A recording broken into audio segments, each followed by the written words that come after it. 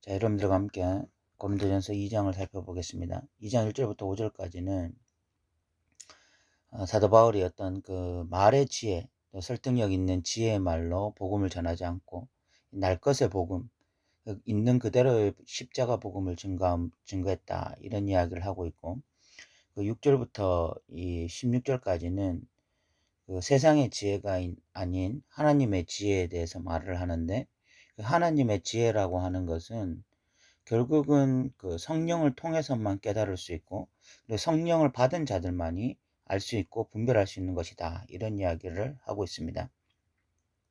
먼저 2장 1절부터 그 5절까지를 보면, 형제들아 내가 너희에게 나아가 하나님의 증거를 전할 때에 말과 지혜의 아름다운 것으로 아니하였다 라고 이야기하고 있습니다.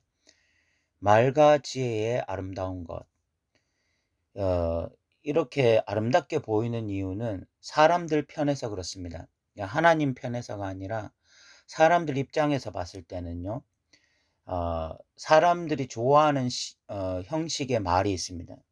그리고 사람들이 좋아하는 지혜라는 것이 있습니다. 뭐 오늘날로 따지면 합리적이고 이성적이고, 그리고 굉장히 지적인 그런 말, 그런 지혜, 그런 것들이 아름다운 것으로 보이는 거죠. 그리고 4절에 보면 내 말과 내 전도함이 설득력 있는 지혜의 말이라고 했습니다. 4절에서는 설득력이 있다라고 했습니다. 굉장히 이성적이고 논리적일 때, 그럼 사람들은 설득력이 있죠. 근데 사도 바울은 이런 식으로 복음을 전하지 않았다는 것입니다. 그리고 사도 바울은 그러면 어떤 식으로 복음을 전했느냐? 2절에 보면 내가 너희 중에서 예수 그리스도와 그가 십자가에 못 박히신 것 외에는 아무것도 알지 아니하기로 작정하였다. 사도 바울은 사람이 좋아하는 방식은요, 말을 잘하고 설득력이 있고, 그래서 사람들이 들을 때 재미도 있고 설득력도 있고, 뭐 이런 말로 전한 것이 아니라 사도 바울은 날 것 그대로의 복음, 예수 그리스도의 십자가, 그 십자가만을 증거했다는 것입니다. 사도 바울이 이렇게 이야기하는 것은 우리가 1장에서도 살펴봤지만, 이 십자가라고 하는 것이 보통 사람들에게는 굉장히 꺼리끼는 것이나 미련하게 보이는 것, 십자가라고 하는 것이 하나님의 지혜임에도 불구하고 이 십자가 복음을 들었을 때 사람들이 바로 아멘 하기에는 불편한 내용의 복음이라는 것입니다. 아름답지도 않고 설득력이 있지도 않습니다. 그것이 십자가 복음이에요. 그러다 보니까 유혹이 생길 수가 있습니다. 아름다운 말로, 또 지혜의 아름다운 것으로 이 복음을 증거하고 싶은 마음이 생길 수도 있고, 설득력 있는 지혜의 말로 복음을 증거하고 싶기도 합니다. 그것이 어떤 사람들이 다른 사람들을 설득하고 뭔가 이렇게 복음을 증거할 때 시도하려고 하는 방법 중에 하나입니다. 그런데 왜 사도 바울은 그런 것들을 사용하지 않았느냐? 5절에 보니까 너희 믿음이 사람의 지혜에 있지 아니하고 다만 하나님의 능력에 있게 하려 하였노라. 하나님의 진짜 능력이 나타나려면 복음을 훼손해서는 안 되는 것입니다. 인간적인 방법으로 아름다운 말이나 아름다운 지혜로 사람들에게 접근해서도 안 되고, 설득력 있는 지혜의 말로 접근해서도 안 됩니다. 하나님의 능력이 나타나기 위해서는 오직 하나님의 방법으로 사람들에게 증거해야 되는데, 그것은 바로 순수한 복음, 날 것의 복음으로만 바로 사람들에게 복음을 증거했을 때에 하나님의 능력이 나타나는 것이죠.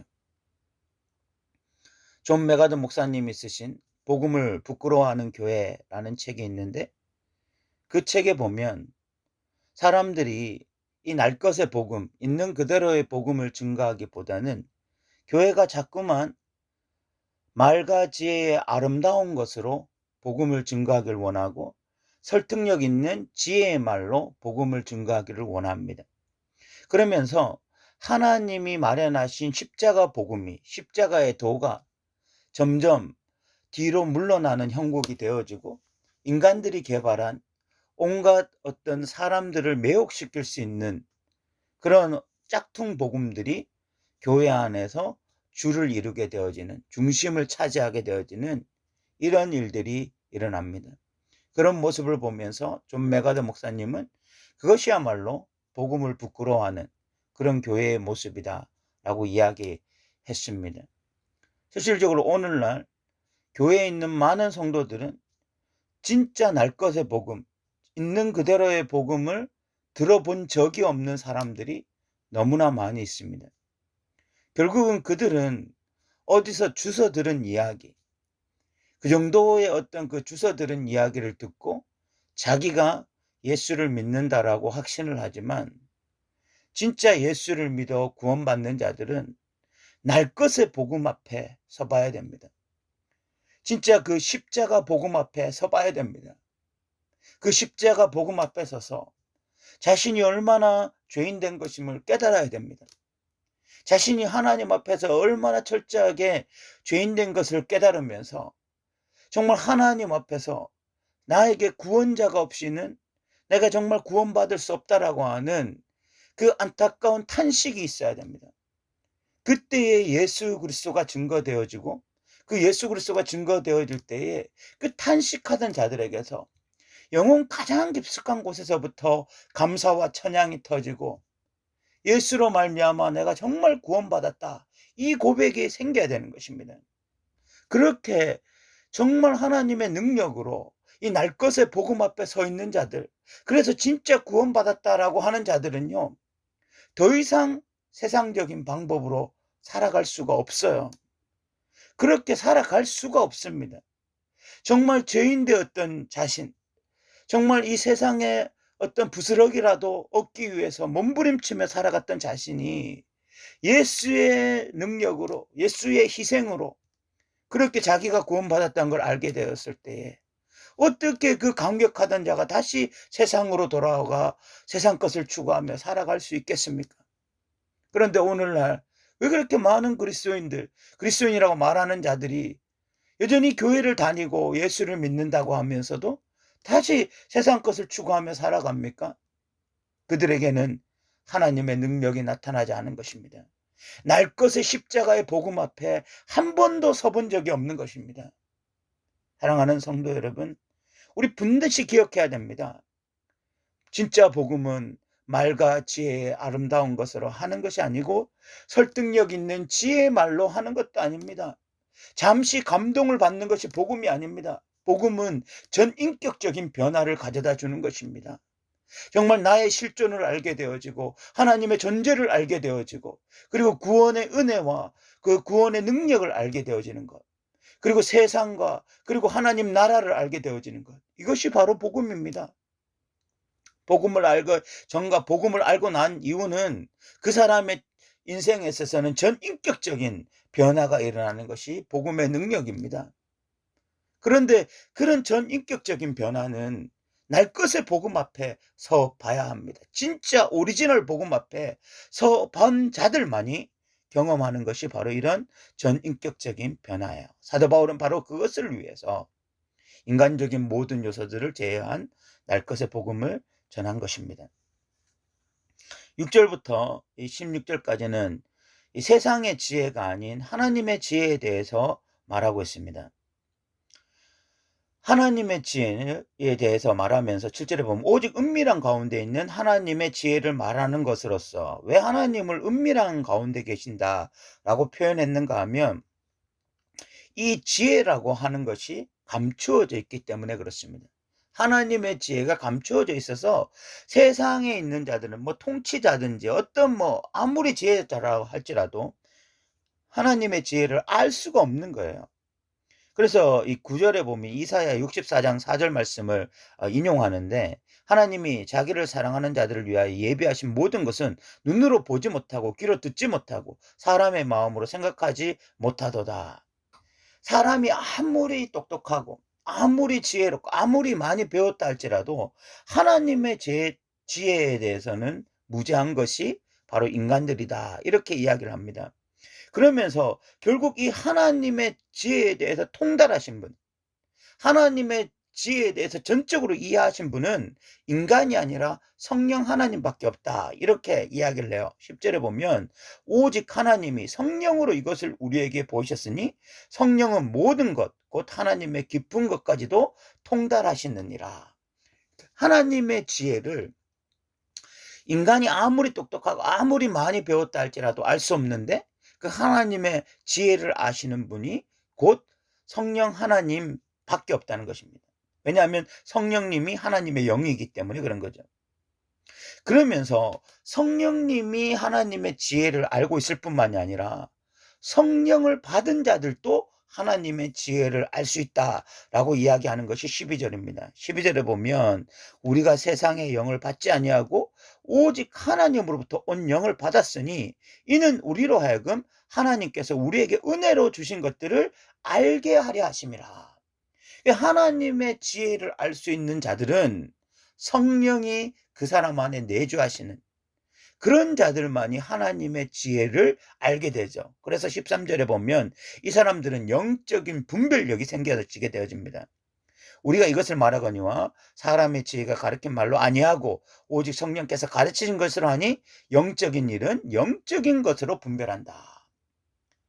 육에 속해 있는 사람들은 끝까지 인간적인 지혜를 추구하기 때문에 거기에 있기 때문에 분별 능력이 없어요. 영적인 분별 능력이 없고.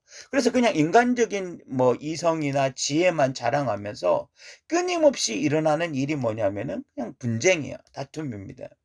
그런데 하나님의 영을 가진 자들은요, 하나님의 지혜를 깨닫게 되어지고 이 복음에 대한 이해가 생겨나게 되어지고 예수를 알게 되어지고 하나님을 알게 되어지고 진리를 알게 되어지면서 이 사람은 성도가 누구신지도 알게 되어지고 또 교회가 무엇을 하는 것인지도 알게 되어지고 그런 영적인 세계가 열려지게 되는 것입니다. 이런 것들이 열려진 자들은요, 교회를 볼 때도 다른 시각으로 보는 거죠.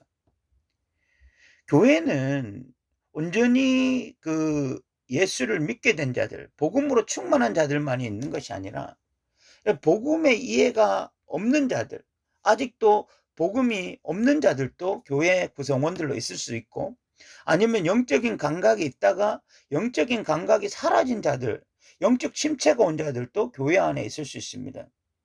그런데 이런 자들이 모여 있을 때 교회가 자칫 잘못하면은 어떤 진리에 사로잡혀 있는 것이 아니라 복음에 사로잡혀 있는 것이 아니라 자꾸만 이 세상적인 지혜, 자기들이 그냥 살아왔던 그 지혜와 경험 이런 것들을 토대로 해서 교회 안에서도 그런 식으로 사고하고 판단하는 것입니다. 그러면서 자꾸만 사람을 앞세우는 거야.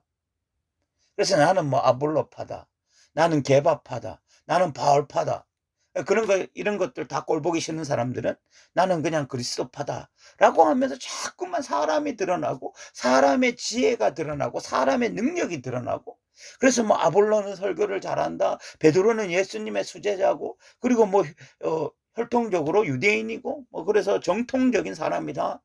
바울은 그러면은 고린도 교회를 개척한 사람이 아니냐 이렇게 하면서 사람의 능력, 사람의 어떤 그 영향력 이런 것들이 자꾸만 드러나는 거예요.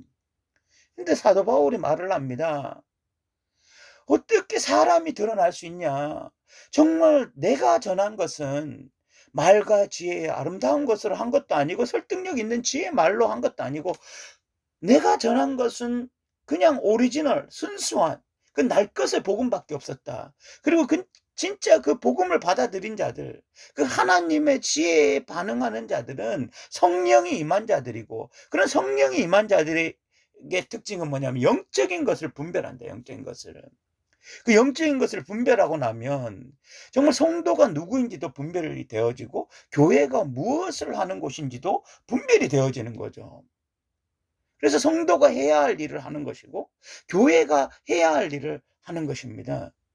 그것은 사람을 앞세우고 그래서 교회 안에 분열하고 하는 것이 아니라 먼저 그의 나라와 그의 의를 구하고 그래서 하나님의 영광을 추구하면서 그래서 이웃을 어떻게 하면 섬길 수 있을까를 고민하는 것이 진짜 교회고 성도의 모습인데 이런 것에는 에너지가 나오지도 않고 이런 것에는 열정도 없으면서 교회 안에 분쟁하고 다투면서 시간을 다 소비하고 있다는 거죠. 사도 바울은 그런 부분에 대해서 안타까움으로 이 장을 지금 말하고 있는 것입니다.